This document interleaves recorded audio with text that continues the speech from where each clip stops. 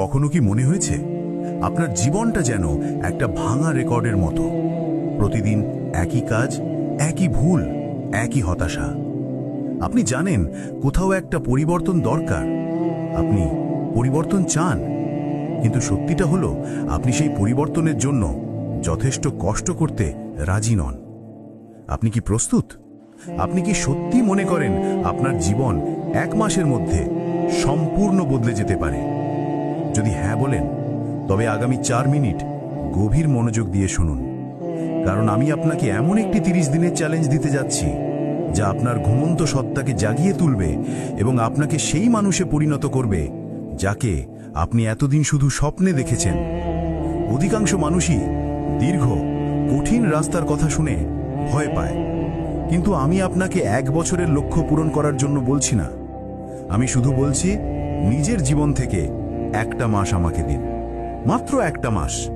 এই 30 দিন যদি আপনি আমার বলা পথ অনুসরণ করতে পারেন, তবে গ্যারান্টি দিচ্ছি আপনি আর কখনোই আগের মতো থাকতে পারবেন না।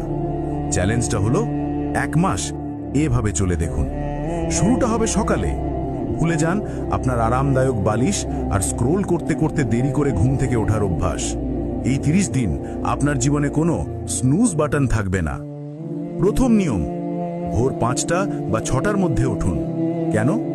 কারণ যখন আপনি বাকি দুনিয়ার আগেই নিজের দিনটা শুরু করেন, তখন আপনি নিজেকে মানসিক দিক থেকে 1 ধাপ এগিয়ে রাখেন।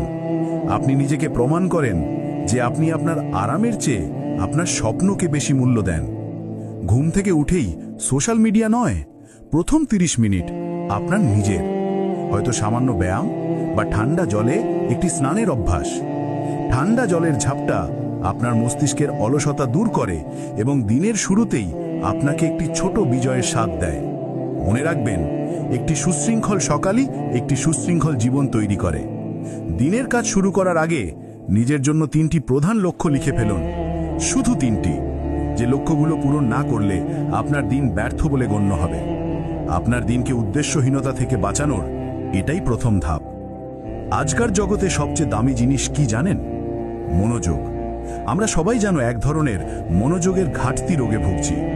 প্রতি 10 মিনিট পর পর ফোনে নোটিফিকেশন চেক করা, অপ্রয়োজনীয় চ্যাট করা, এগুলো আপনার লক্ষ্য পূরণের গতিকে মেরে ফেলছে। এই 30 দিন আপনাকে ডিপ ওয়ার্কের অভ্যাস করতে হবে।